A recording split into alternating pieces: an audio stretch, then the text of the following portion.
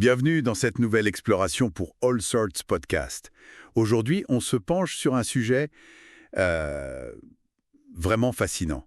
La place des chats dans les cultures et folklore d'Asie. Oui, un sujet très riche. On va voyager un peu entre la Chine, le Japon, la Corée, en s'appuyant sur pas mal de sources différentes. Exactement.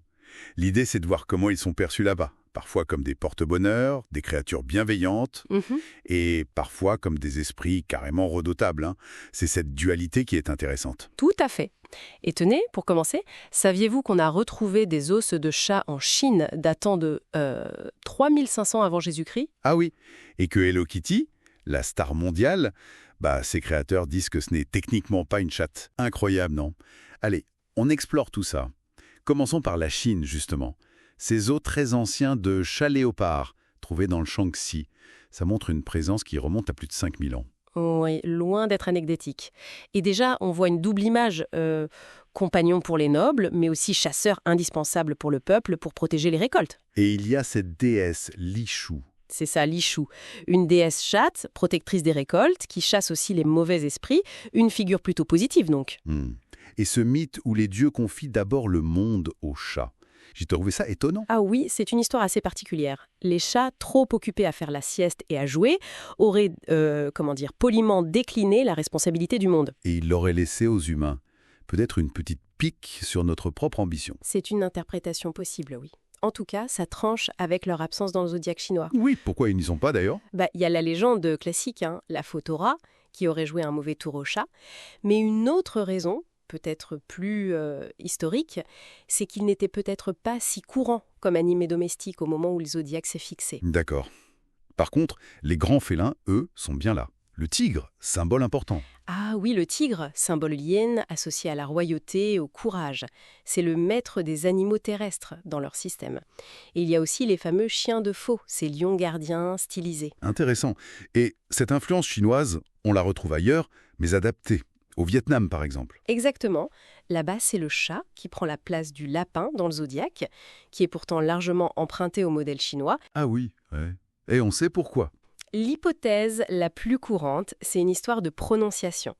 Le mot mandarin pour lapin, mao, ressemble pas mal au mot pour chat, mao en mandarin ou miao en vietnamien. Une sorte de glissement de sens, quoi. Voilà, c'est fréquent quand les cultures échangent et adaptent.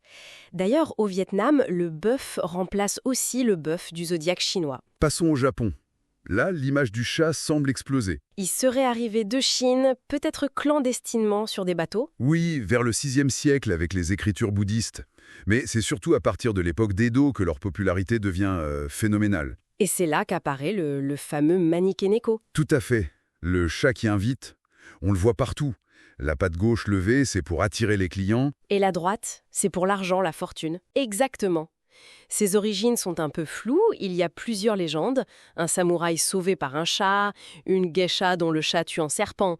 Ce qui est sûr, c'est qu'il incarne l'espoir de chance et de prospérité. Et les couleurs ont une signification, sinon. Oui, le blanc, c'est la chance en général. Le noir protège des mauvais esprits. Le rouge, c'est pour la santé. L'or pour la richesse. Et même le rose pour l'amour. C'est fou ce qu'un petit objet peut concentrer comme symbole. Et puis il y a Hello Kitty. Alors cette histoire qu'elle ne serait pas un chat? Ah ça. Oui, selon la société Sanrio qui l'a créée, c'est une petite fille britannique, Kitty White. Bon, Vu son apparence, c'est quand même surprenant. on est d'accord. Mais ça montre peut-être aussi comment le Japon joue avec ses codes. Aujourd'hui, on a les cafés à chats, qui sont d'ailleurs apparus d'abord à Taïwan, mais il y en a plus de 150 au Japon. Et ces îles aux chats? Oui, une douzaine. Comme Aoshima, où il y a genre 6 fois plus de chats que d'habitants, ou le village de Hutong à Taïwan aussi. C'est vraiment un phénomène culturel. Mais le folklore japonais a aussi son côté plus sombre avec les chats, non? Les kaibyo? Absolument.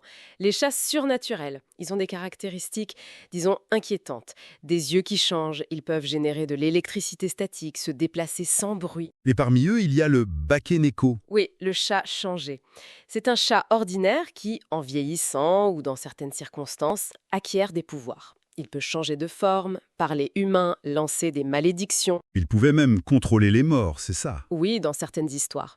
La peur était telle qu'on raconte que les gens coupaient parfois la queue des chats pour éviter qu'ils ne deviennent des bakeneko. Et le nekomata, c'est différent? C'est un autre type de caillebotte, souvent plus ancien, plus sauvage. Il y a une version montagnarde, très grande, qui mangerait les humains. Ah oui, quand même. Et une version domestique, un chat très vieux dont la queue se divise en deux. Le Nekomata est généralement vu comme plus malveillant que le Bakeneko, avec de puissants pouvoirs de nécromancie.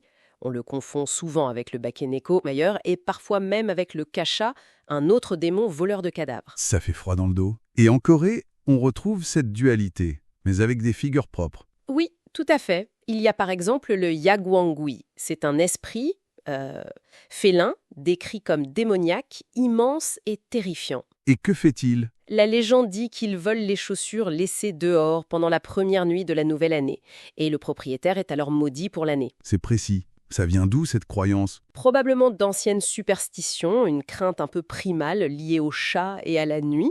Et il y a aussi cette créature étrange, le Myodusa, hein, un serpent à tête de chat. Ah oui, le Myodusa, une figure plus ambivalente, trouvée dans certaines sources.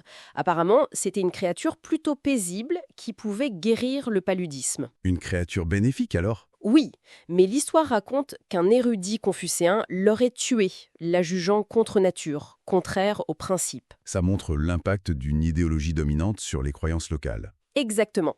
C'est une des difficultés avec les mythes coréens parfois. Leur transmission a été perturbée par les invasions, l'influence forte du confucianisme, puis d'autres religions.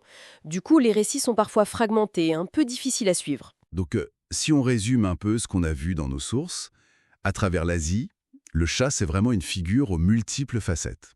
Oui, voilà. Divinité, protecteur, symbole de chance et de richesse. Mais aussi créature capable de se métamorphoser, esprit malveillant, voire terrifiant. Une image très complexe. C'est ça. Le chat, avec son côté indépendant, mystérieux, un peu insaisissable, il semble parfait pour incarner à la fois les espoirs et les peurs d'une culture. Il garde cette aura de puissance ambiguë. Et pour terminer notre discussion, peut-être une petite réflexion à emporter. En repensant à ce mythe chinois de Lishu, où les chats choisissent le confort plutôt que le pouvoir sur le monde. Qu'est-ce que ça pourrait nous dire sur la façon dont la pensée chinoise antique percevait la nature féline? Peut-être une forme de sagesse dans ce détachement, comparé à la nature humaine, toujours en quête de contrôle. C'est une pensée à méditer. Une belle question pour finir. Voilà qui conclut notre exploration. On espère que ça vous a plu. Si c'est le cas, n'hésitez pas à aimer cette vidéo, à la partager et bien sûr à vous abonner à All Sorts Podcast sur YouTube pour ne rien manquer. Oui, et allez jeter une oreille aux autres discussions passionnantes qu'on a déjà eues. Tout à fait. Et pour continuer la conversation, retrouvez-nous sur X, Instagram et Threads. Merci de nous avoir écoutés et à très bientôt.